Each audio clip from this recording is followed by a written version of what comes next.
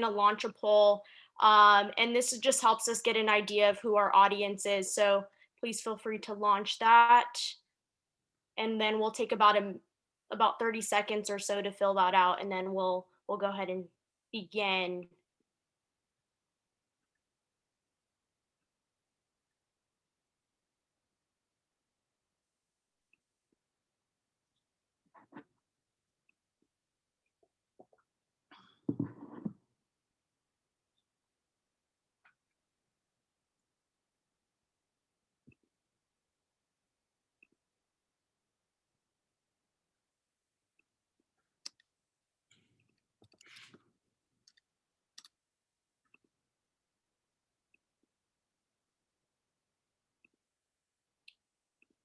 For those of you that are just now joining it, we went ahead and launched a poll. And then after we have this poll launch, we'll go ahead and get started.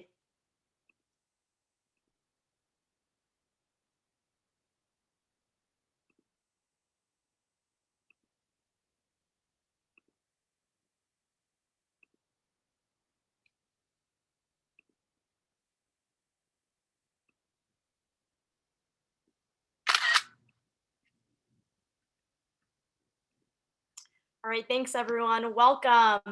This is our third Digital Inclusion 101 webinar. I'm super excited that you're joining us today. Today's webinar is going to cover one, how digital inclusion is defined, why digital inclusion efforts are important, and the ways that you can advocate. And I see that somebody's already inserted where they're from. We're about to tell you where we're from, so let us know in the chat box where you're joining us. My name is Michaela Perez. I'm a fellow with the National Digital Inclusion Alliance. We are a national organization and I'm based in California. Before our staff goes around and introduce themselves, I wanted to provide a few webinar logistics. Please feel free to use the Q&A chat box to ask any questions. I'll try to get to your questions throughout the webinar, but if I happen to miss anything, that shouldn't be a problem. We'll have about 10 minutes at the end for Q&A. So to get us started, I'll have everyone go around and introduce themselves, say your role, explain what you do, where you're based, and a fun fact. And Paula, I'll have you get us started. Great, thanks, Michaela. Hey, everyone, happy to be here. My name is Paulo Balboa. I'm the Programs and Data Manager here at NDIA, and I'm based in Brooklyn, New York. A fun fact about me is that I'm very active. I like climbing rocks and going on very long bike rides. I'll send it over to my coworker, Sean Davis. Thanks, Paulo. Hello, everyone. My name is Sean Davis. I am the Manager of Research and Policy with NDIA. I am based in Washington, D.C. And a fun fact about myself, not to brag, but I was in the National Spelling Bee in 2004, so about 6th grade. And I'll pass it to my colleague, Miles. Good morning or afternoon, everyone, depending on where you are. My name is Miles Miller. I am the Program Associate at NDIA. I'm currently based in sunny Phoenix, Arizona. We don't have any power outages or snowstorms here. It's a great 70 degrees outside. And a fun fact about me is I am originally from Cape Town, South Africa. And I will pass that over to my colleague, Sabrina Roach.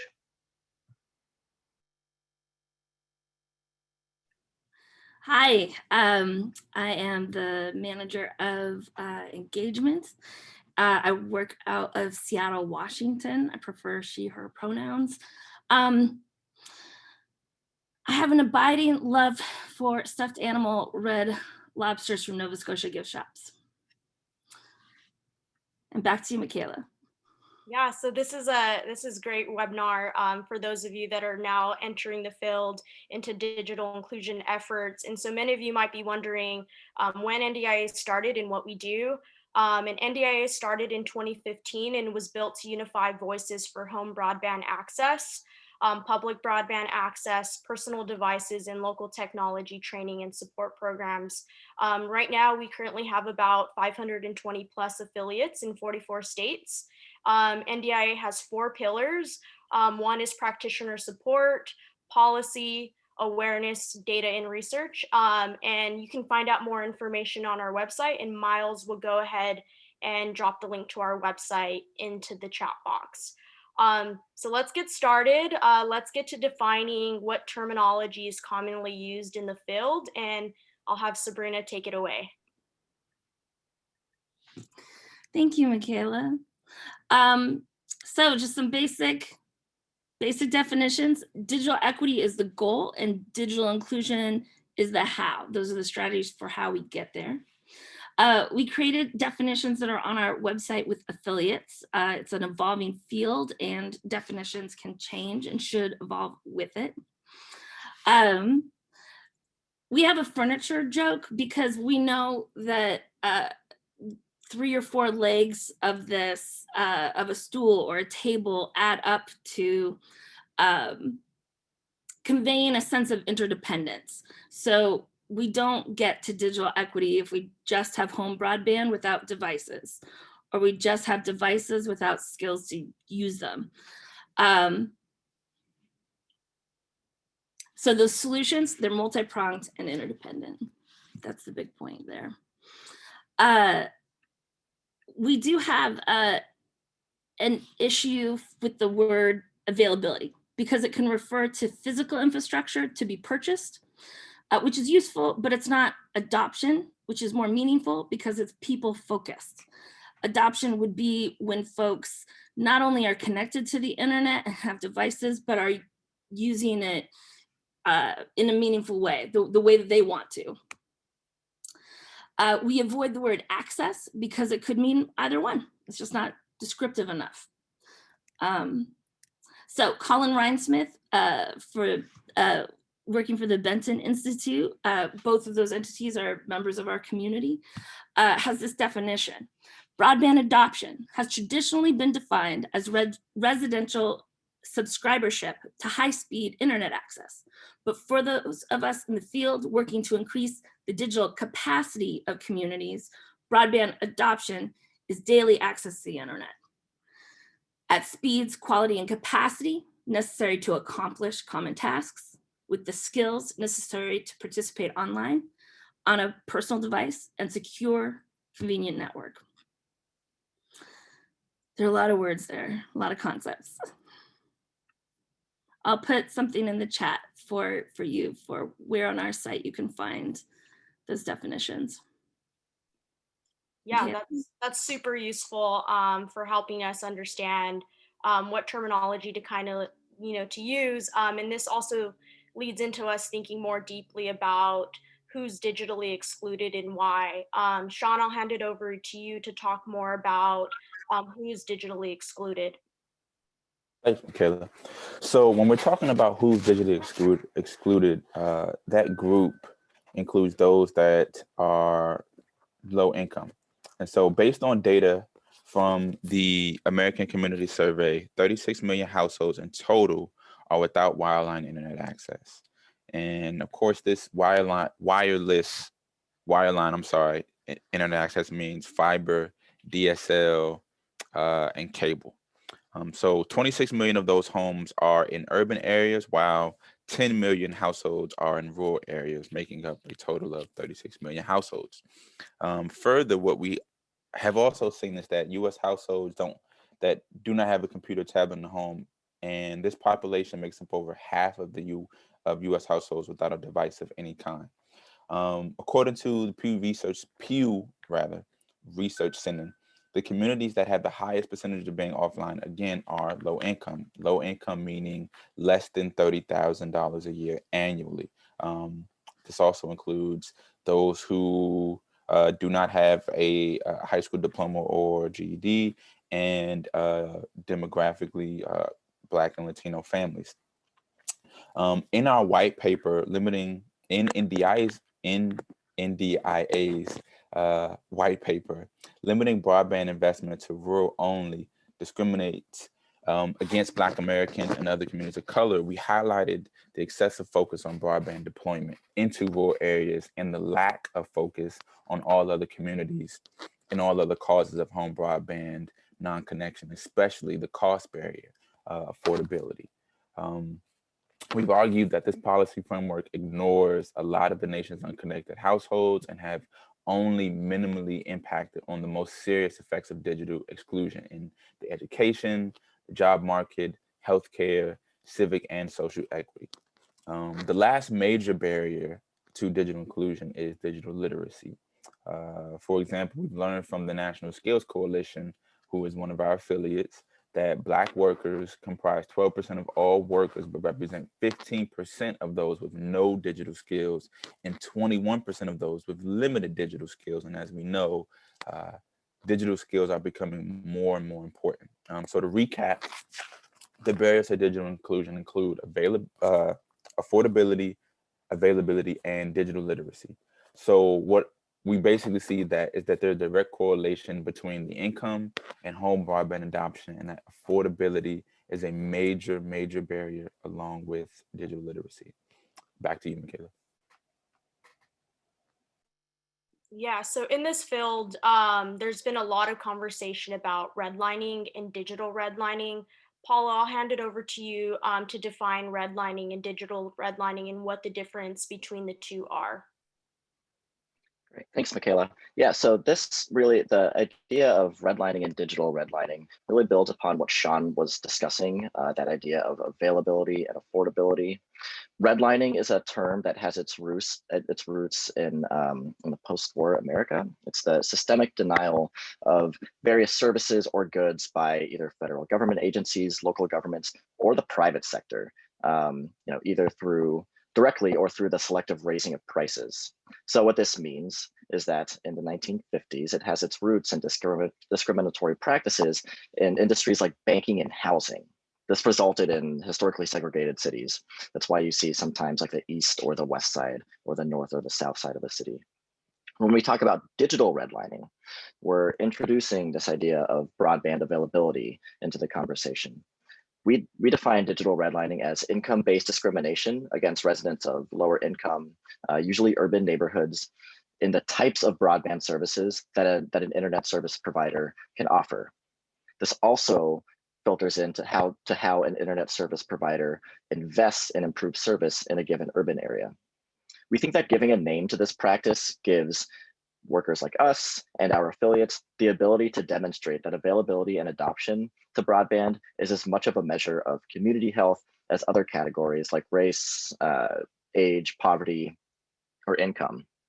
NDIA has published 2 reports on digital redlining. In 2017, we looked at Cleveland as our study area, and we learned that that's how we first realized that digital redlining was happening. We found out through our network of affiliates that AT&T was preparing to roll out a low-cost offer in Cleveland. One of our friends at an affiliate based in Cleveland was an instructor doing digital literacy on the ground, working with community members, and they should have qualified for this offer. In other words, they were income eligible, but this person didn't have the minimum speed required to be able to qualify for this offer. Why was this?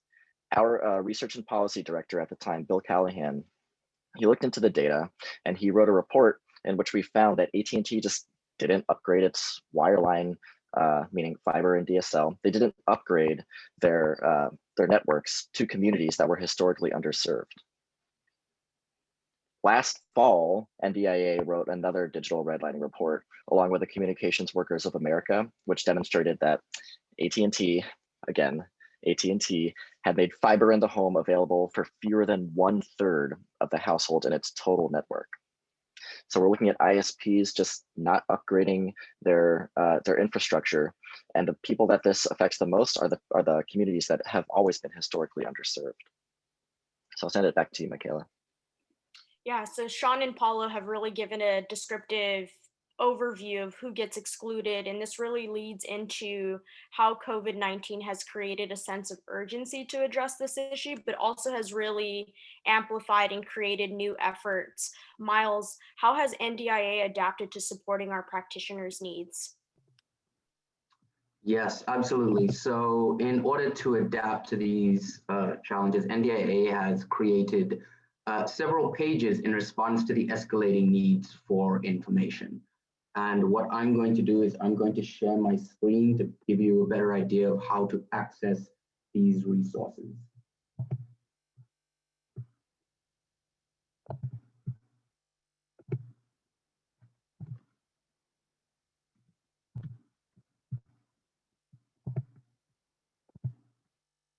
All right, you should be seeing the NDIA homepage screen. So the first one that we're going to look at is the state and local government resource page. And the way you get to that is you will be clicking on our COVID-19 link at the top of the page in the white ribbon, which will take you to a list of our COVID-19 resources. Scrolling down until you see state and local resources and clicking on the red hypertext that says state government responses. And here you will see a comprehensive list of all our states that we've found information for that would allow our users to access the resources that are made available by each state. And the reason this is comprehensive is because we list all 50 states and their resources as opposed to simply listing states that have resources available. The criteria for this page dictates what is going to be found on this page. So at the top, you'll be able to see that this page details things like internet access, which is the expansion of free and public Wi-Fi, as well as information about free and low-cost internet options, rather. Device access, which includes funding and computer refurbishes. And then, of course, tech support, which includes tech assistance hotlines, digital navigator programs, as well as online digital literacy training programs. And similar to our state page, of course, is our local government page, which again can be found via the COVID-19 link at the top of the NDIA homepage. If you're on the state page, you can just scroll across and click on the local government responses link, which will take you to the local government response page. Similar to the state page, again, alphabetized list of resources that are available. But this time, instead of being on a statewide level, we zoom down a little bit and we look at it at a local level, so at a city and county level. So scrolling down, again, another alphabetized list detailing the resources that are available at city levels. Red hyperlinks will take you to additional information about those resources. And we will list these as we come across them. This, or rather both of these pages are not the sole efforts of NDIA, but rather a public and practitioner assisted effort where we will go out and seek information, but as well as being pointed to various sources of information, whether via our listserv or direct emails to me. I will review the resources again via the criteria that you see here at the top of the page: internet access, device access, and tech support. And if it matches this criteria, it'll find a place on this page. And I'm going to send it back over to you, Michaela. Perfect. Thank you for sharing these local and state pages. Speaking of governance, Sean, what is the federal government doing to support or should be doing to support? Thanks, Michaela. Quickly, before I answer that question, I just want to highlight that NDIA in our role, we communicate with our affiliates to assess their issues on the ground, and then we take that data information and speak with our affiliates, our colleagues, about how to create and advocate for policies or legislations that best answer those issues that our affiliates that have boots on the ground that are experienced. And so, in saying that, recently, everyone has heard about the COVID relief bill or the COVID relief act that has occurred. And that is the biggest policy legislation that we are working on now. So to start, its formal name is the Consolidated Appropriations Act. In it, there are 5 sections that touch on digital inclusion and the funds that are being distributed. To get a better synopsis of the legislation, I would say please take a look at our overview and webinar that will be put in the chat momentarily. A recent example of NDI's role centers around the emergency broadband benefit. This EBB program is a provision of the Consolidated Appropriations Act, and it's slated for $3.2 billion to reimburse internet service providers for a $10 to $50 a month fee for providing broadband service and up to $100 for providing devices to low-income households. And so in understanding this, our role has been to advocate on behalf of our affiliates, speak with our colleagues about what's happening on the Hill, and essentially be the conduit between our affiliates on the ground and the policymakers. And in fact, we will be hosting another community call this Friday, February 19th at 1 p.m. Eastern time to discuss outreach and marketing of the EBB program as the comments and reply comments were recently due to the FCC. So if that sounds interesting to you, please go to the links that I believe Miles is putting in the chat. And so lastly, we're also supporting the Digital Equity Act, which was introduced in April of 2019 by US Senator Patty Murray. The Digital Equity Act of 2019 proposes to authorize more than $1 billion in federal grant funding over the next 5 years to support digital inclusion programs throughout the US, states, and territories. We're also expecting to see a new version of the Digital Equity Act in the new Congress. So that is all that some of the things that we're working on in the federal government and government space. So back to you, Michaela. Yeah, thank you so much, Sean. Many of you also might be thinking, well, what are some solutions or activities to achieve digital inclusion? Paulo, can you elaborate more on this? Sure. Yeah, so earlier when Sabrina was defining digital equity and digital inclusion, she alluded to digital equity being the goal and digital inclusion being the solution, the necessary components to get to a place of digital equity. So I just want to dig a little bit deeper into those 3 legs of the stool. For review, one is affordable broadband, another one is affordable devices, and then digital literacy training. What do we mean by that? Think of it this way. Affordable broadband goes back to this idea of availability versus adoption. For instance, just because wires are in the ground for a household to get the internet, who is able, or more importantly, unable to pay? One way to address this is a discount internet offer that some internet service providers have. Think of Comcast Internet Essentials program. As far as the affordable devices piece, NDIA has within its network local and national computer refurbishers. I think in a few moments, Miles is going to go deeper into that on the free and low cost page. But there's also that elusive 3rd leg of the stool, this idea of digital literacy. In other words, like training how to use these devices and training how to and how to navigate the internet. Think of it as that human piece of all of this. You need someone there sometimes to help walk through a form, maybe a vaccine form, maybe a job application.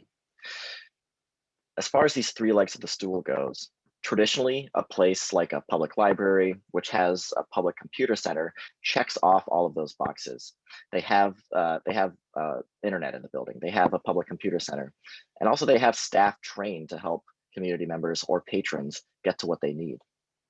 That's why on the NDIA's definitions page, we use the American Library Association's definition of digital literacy to frame our conversations and our work. Back to you, Michaela. Yeah, thanks so much, Paulo. Sabrina, can you share your thoughts on how the field has changed because of the pandemic?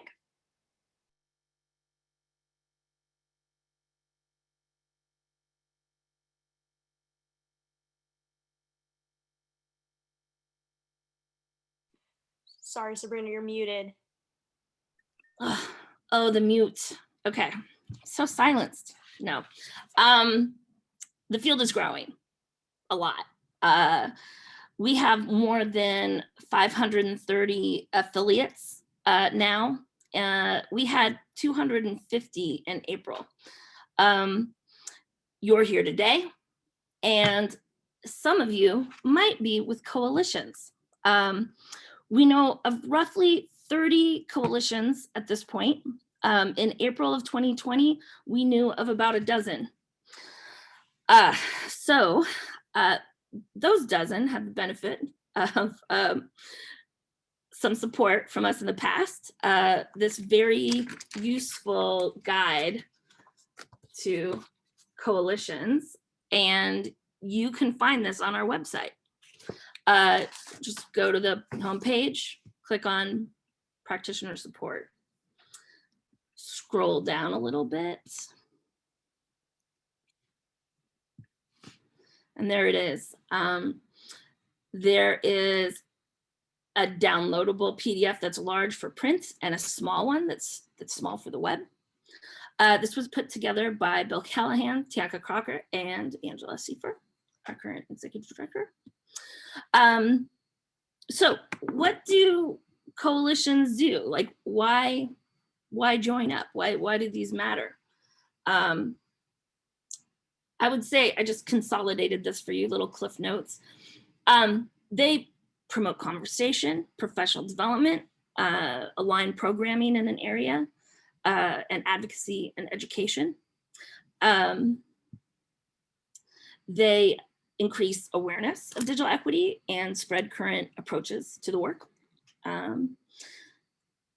Local leaders lend trust and credibility and a community-centric perspective to the work. And then in this guidebook, we talk about some hard questions also. There are advantages and disadvantages to the participation of local government or providers, ISP and mobile. The guide also covers starting and building a digital coalition. Trying to move this out of the way a little bit. There.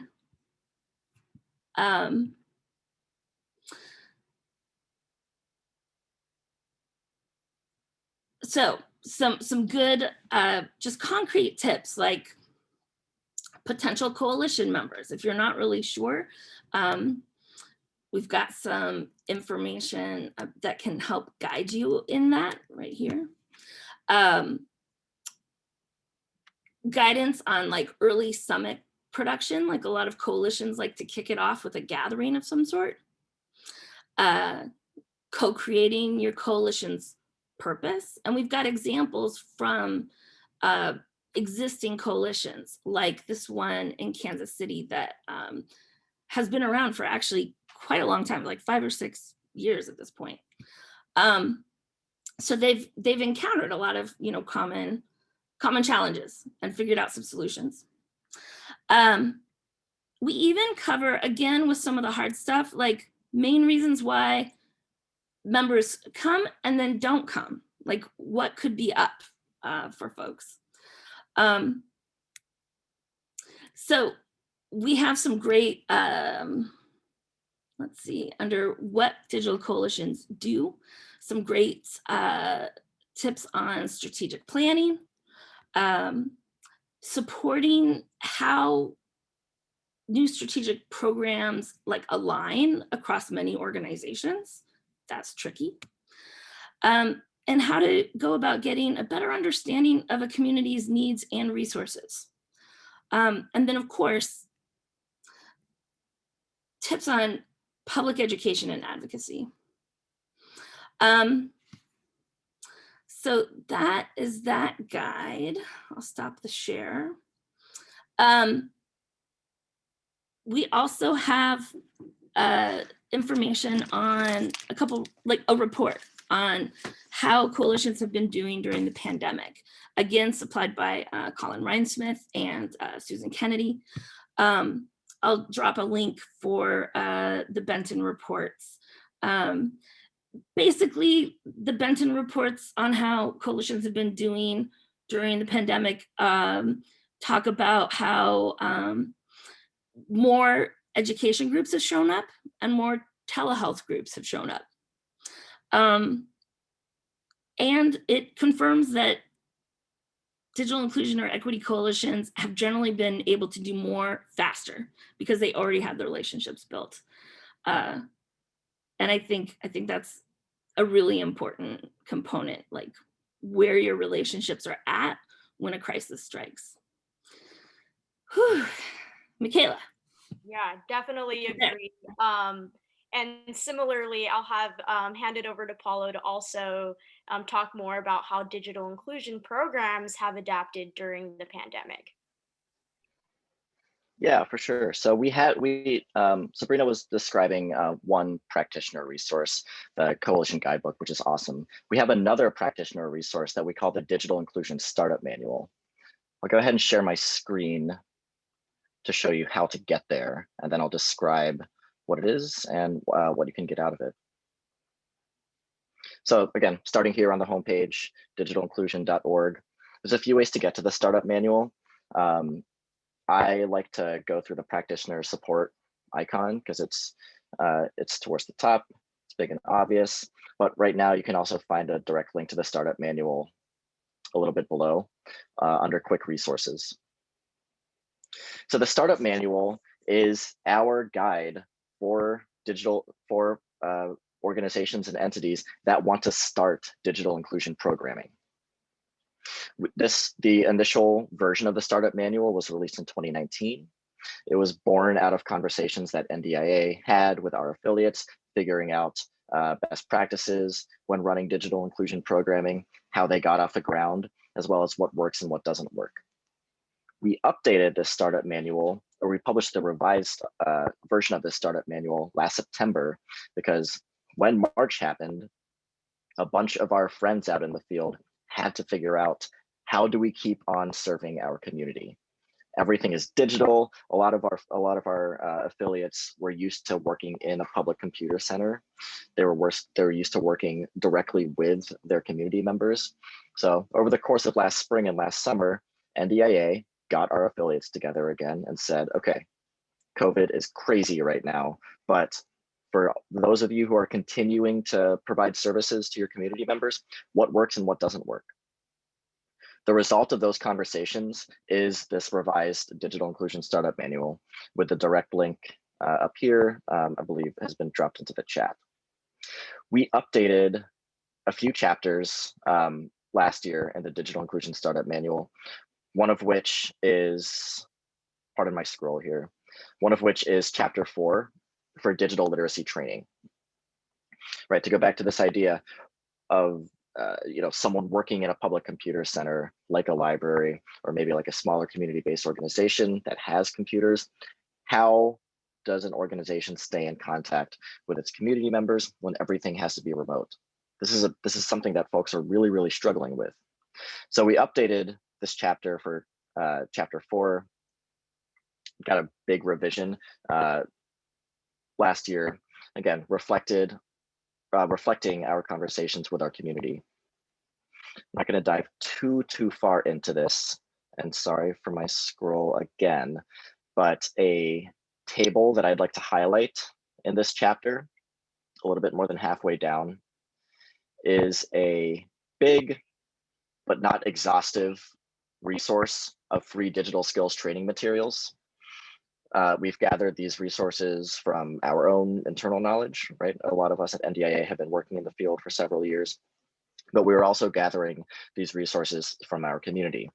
So you'll find links to free resources from organizations like the Public Library Association, Goodwill Community Foundation, Mozilla, as well as from some of our affiliates like Tech Goes Home and Community Tech Network, which have on their websites a robust set of materials, including curriculum development, self-guided resources, as well as resources for instructors. So if you or your organization, or if you know of an organization that is trying to get like something like a train the trainer model off the ground, this column for instructor materials is for you. It's sort of like a meta document saying like, okay, this is how you teach this resource. This is how we can get through it, and track some growth with your learners as well. So that's the startup manual. And link should be in the chat, but I'll send it back to you for now, Michaela. Yeah, Paula, so let's pivot and talk a little bit more about digital navigators and what they are. Yeah, so Digital Navigators is another COVID-related program. Once again, like the startup manual, as NDIA was and is developing this model of digital navigators, we're being guided by our friends in the field who are doing this work off the ground. So as it stands now, the digital navigator model is fit for someone who works in a community-based organization, maybe used to work in a public computer center, and they're trained to assess a community member's need and competently be able to guide that community member towards resources that are suitable. This is based on just pure conversation. So this fits in the three leg of the stool analogy. Digital navigators really satisfies that human component. These digital literacy skills, or the digital literacy training, now takes the form of phone conversations, maybe a Zoom call or a Google Meet or a WhatsApp conversation. Either way, the digital navigator is trained to really build upon empathy, to be able to work with folks who may have a different background from them and be able to assess their needs, to be able to point that community member or patron to resources that they need. This can be a staff member within an existing role in an organization. Maybe the digital navigator roles are sort of like a plus to existing roles, but we're also seeing digital navigators take the shape of volunteer programs like Peace Corps or AmeriCorps. It all really depends on what an organization's capacity is to be able to bring on new or existing staff.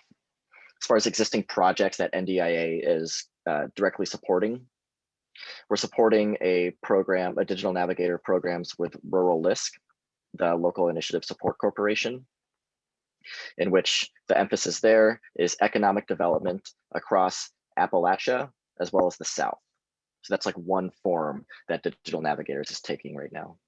NDIA is also supporting a project with the Salt Lake City Public Library with funding from the Institute of Museum and Library Services. In that model, where I think of that as like the public library version of this. There's so much that Digital Navigators work already has in common with public libraries. So we are working with the Salt Lake City Public Library to identify additional community-based organizations that serve underserved communities in Salt Lake City, so that we'll be able to target those who have been historically missed by utilities and projects. Just a few of the examples of the form that Digital Navigators is taking right now. It's certainly not everything that we're doing. And again, a lot of the work that we're doing, we intend to share out everything that we find, right? Like we want you to be able to go on our website and say, okay, this is the form that they're using when when a digital navigator talks with a community member for the first time. This is a form that they're using when they're trying to assess skills. We're making all of that available to you so that you'll be able to use it, see it as a template, and figure out like, okay, this works here, this doesn't work here. So you'll be able to find those resources along with others through the direct link to the Digital Navigator model webpage. Michaela? Yeah, Paulo, I also know that your work is around data to quantify this issue. How do you visualize the digital divide, and what data do you use to inform your work? Yeah, so I love working with the data piece of this job. One free and easy to use tool to sort of visualize the digital divide was made by our friend Bob Balance. It's called internetis infrastructure. This tool pulls from data sources that we in the digital inclusion world like to reference. So we reference the American Community Survey data. We also reference the FCC's Form 77, which is data gathered from internet service providers. More of like a self-reporting from internet service providers on where they offer fixed connections. Our friend Bob Balance, who is at the Center for Internetis Infrastructure, developed this, again, free online tool that allows anyone to be able to pull data and create maps based on their research areas. So with that Salt Lake City project, for instance, we were able to whip up a pretty good map in 20 minutes or 30 minutes or so to be able to identify these are the areas of Salt Lake City in this instance that have been historically underserved. Let's try to target those communities and let's try to make sure that our program is intentional about uplifting them. That tool is free and I highly, highly recommend it because it's awesome and I use it all the time. But if you are, or if you know a data person already, then NDIA has a data and research page available through our website. So again, just to navigate with you how to get there, starting from the homepage, digitalinclusion.org. I think just like clicking on this data and research page, the big icon, easiest way to get there. And on this page, you'll be able to find probably a better and more succinct description of what I was just describing. You'll see some data projects that NDIA has worked on before. You may be familiar with our Worst Connected Cities project that we do every year. It's one of my favorite things to do. But also, you'll find a good description towards the bottom of the data sources that we like to use. American Community Survey, FCC's Form 77. Ways to use data. If you yourself are not already a data person, we recommend connecting with someone maybe at a local research university. Maybe they have maybe they'll be able to point you in the right direction. This goes back to what Sabrina was mentioning earlier about like this idea of like building coalitions, building communities. That's a great way to get started, especially if the idea of a data set is really intimidating to you, which it certainly can be. It's just like a lot. So I would recommend pointing folks towards this page and beginning a conversation there if you'd like to do some research into your community or into another research area that you're interested in. I'll send it back to you, Michaela. Yeah, so going back to local governments, Miles, you were saying some local governments have digital equity maps. Can you tell us more about that? Absolutely, thank you, Michaela. And yes, many local governments have taken steps to map out digital inclusion data across their territories through both static as well as interactive maps. And once again, to help illustrate that point, I am going to share my screen. All right. Okay, so an example of a static map may be found in New York's Digital Inclusion Strategic Plan, but of course the first question is, how do I find the Digital Inclusion Strategic Plan for New York? We have a page called the NDIA Trailblazers, sponsored by Google Fiber, and the way you get there is by, once again, starting at home base, NDIA homepage. If you hover on what we do and scroll down to awareness, this will take you to a list of resources once we get there. Scrolling down the fourth option, from the top, you'll see an icon that says Digital Inclusion Trailblazers. So clicking on that will take you to our Digital Inclusion Trailblazers page. So what is a digital inclusion trailblazer? It is, as I mentioned, a Google Fiber sponsored page that is an honor roll call, a recognition of local government and their initiatives. And that is these governments that have kind of gone above and beyond their mandates with regards to finding innovative solutions in their efforts towards digital inclusion, which makes this a fantastic resource because the Trailblazers page serves as a cache of knowledge for these efforts and these innovations, as all the documentation that is submitted to NDIA as part of the Trailblazers project is stored on this page. These indicators represent the 6 variables through which digital inclusion trailblazers are assessed. And if you scroll down, you will see a menu with various check marks and plus signs. This indicates where an indicator by a trailblazer has been met, a trailblazing city rather, has been met. And if you hover over and click on one of these plus signs, I had mentioned New York, I'm going to use that option, and click on the plus, you will see a list of hypertext dropdown, and that is, those are all links to the documentation that this digital inclusion trailblazing city has submitted in order to meet the criteria in order to become a trailblazer. So I mentioned, and Michaela was speaking about maps. So we've got the static maps that are present in the New York master plan. And that would look something like this. Now, this is just one page of a very comprehensive document. And New York City's digital inclusion strategic plan has, in this instance, mapped out mobile broadband adoption in New York City. With the key on the left and the map on the right, we can see where mobile broadband adoption is low, medium high, and high. And as I mentioned, this is an example of a static map.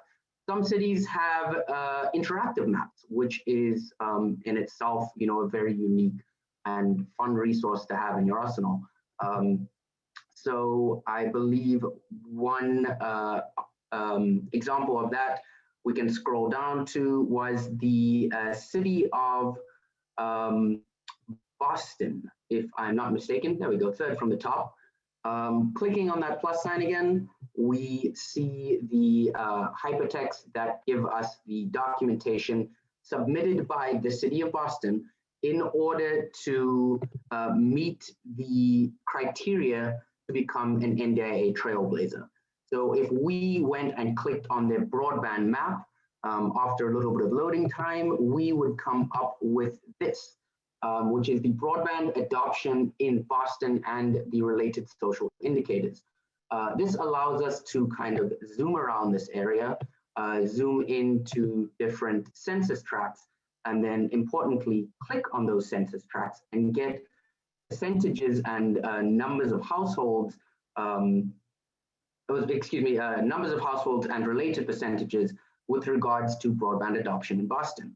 And again, a very handy tool if you're trying to get very low level, a very zoomed in picture of what digital inclusion looks like in these trailblazing cities. Just with regards to becoming a trailblazer yourself, if anybody is interested in doing so, we have, as I mentioned, the Digital Inclusion Trailblazers page, the link of which will be pasted in the chat or has already been pasted in the chat. Applicants will submit an application in order to become a trailblazer. Status will be determined across those 6 indicators found at the top of the page, of course. Indicators are not, again, they are not a product of solely the efforts of NDIA staff members, but these are the products of our working groups, which include our digital inclusion trailblazers. So our trailblazers themselves work alongside NDIA to decide on how best to describe whether or not a city has met a particularly innovative solution and how to include that on our criteria for the Trailblazers page themselves. Again, I'm the contact person for NDIA Trailblazers. I will drop my email in the chat. It's also available on this website. And if you have any questions or comments regarding this particular project, please feel free to reach out to me. Thank you so much. Back to you, Michaela. Yeah, so our state and local pages are quite popular, but NDIA's free and low-cost page is the most popular. Miles, can you briefly talk about that a little bit more? Finding the mute button. Yes, absolutely. And then once again, and we seem to love doing this over here, I'm going to share my screen with you. All right. So starting at ground zero, we're going to go back to the NDIA homepage. You will find our free and low cost pages under the COVID-19 resource tab once again. So clicking on COVID-19, we'll get a list of our resources with regards to the pandemic. Scrolling down, it is the second option from the top, and clicking on the red hyperlink will take you to our free and low cost internet plans page. Waiting for that to load. So this page depicts the current offers from internet service providers that are intended to help low-income households find service at low or no cost. Information for these pages is, as with our state and local COVID-19 pages, sought after as well as crowdfunded. That is, we ourselves at NDIA go looking for this information, and our affiliates and friends and those who participate on our listserv will be able to send us this and say, hey, this looks like something that could go on your page, to which it will be reviewed and then added to the page itself.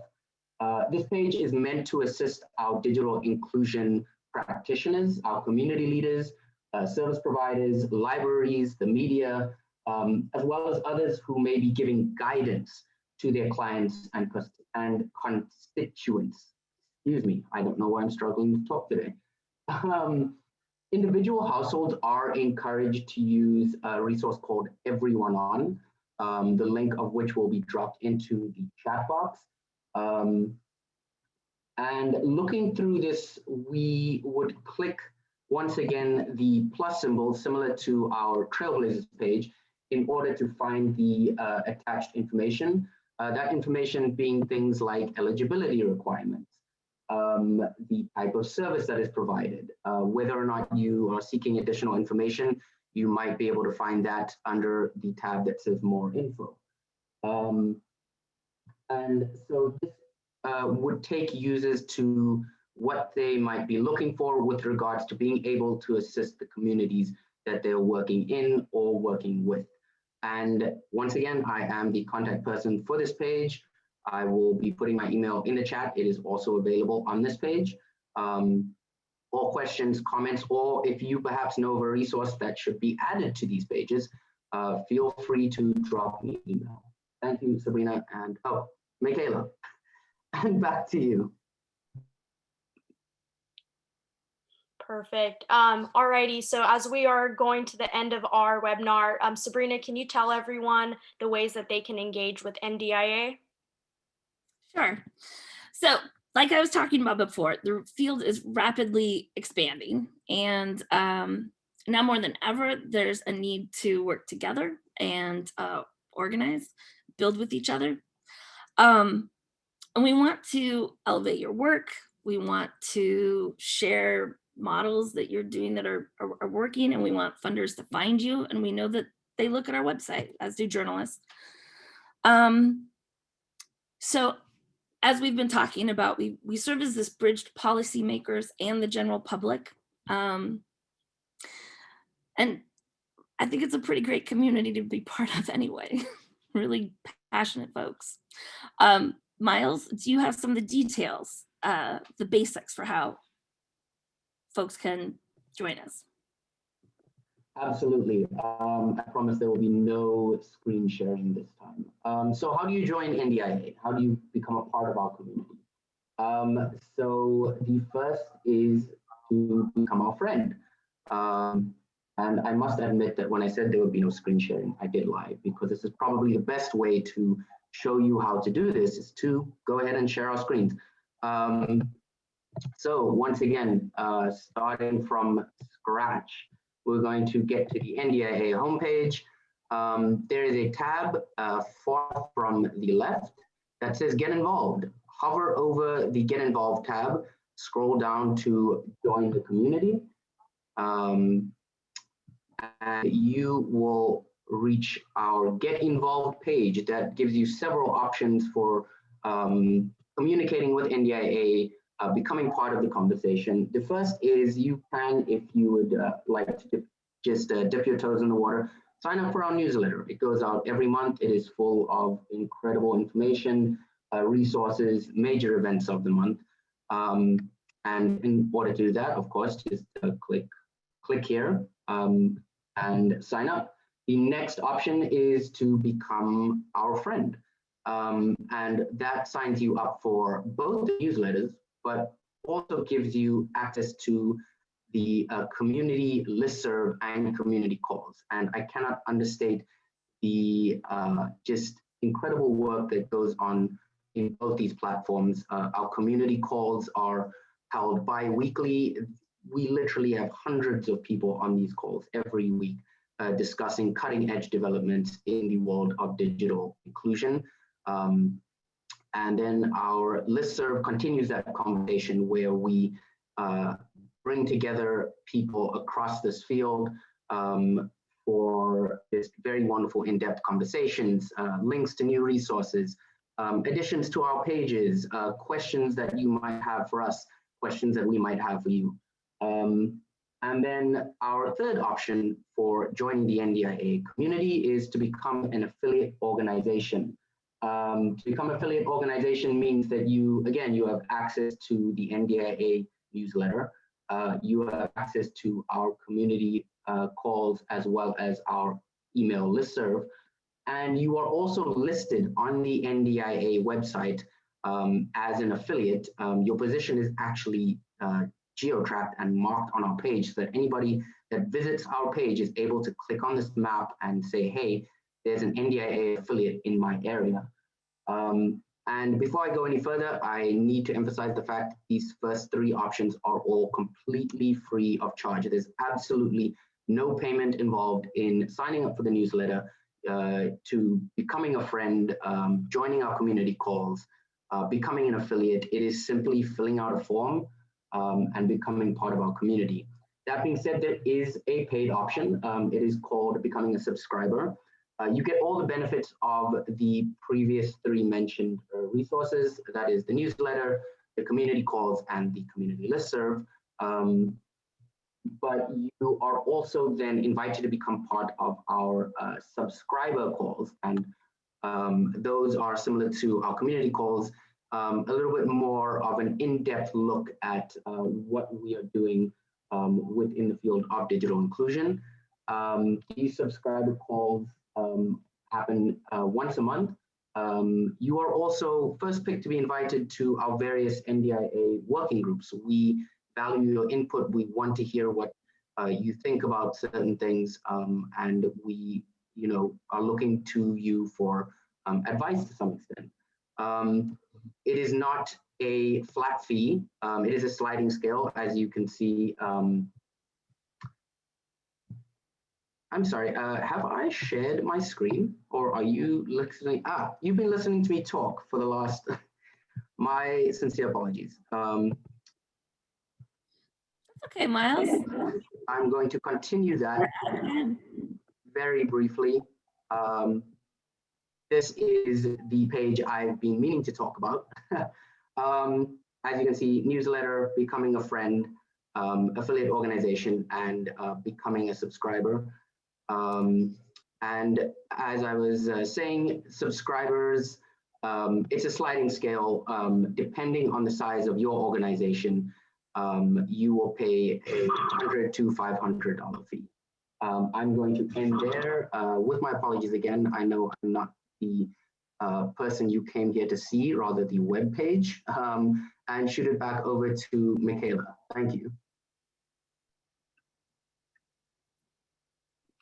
Yeah, thanks so much, everyone. I know we are a little bit short on time, but I'll definitely feel free to contact us. I'll have our staff members go ahead and put their email addresses in the chat box so we can address any questions that may come up. And we'll also follow up with a couple of resources after the call. But just wanted to thank you so much for joining our third Digital Inclusion 101 webinar. We definitely encourage you to share this monthly resource with other colleagues who are new to the digital inclusion field. And just please remember that we will be covering the same content each month, and we would love to meet new people doing this work. Yeah, thanks so much everyone for your time.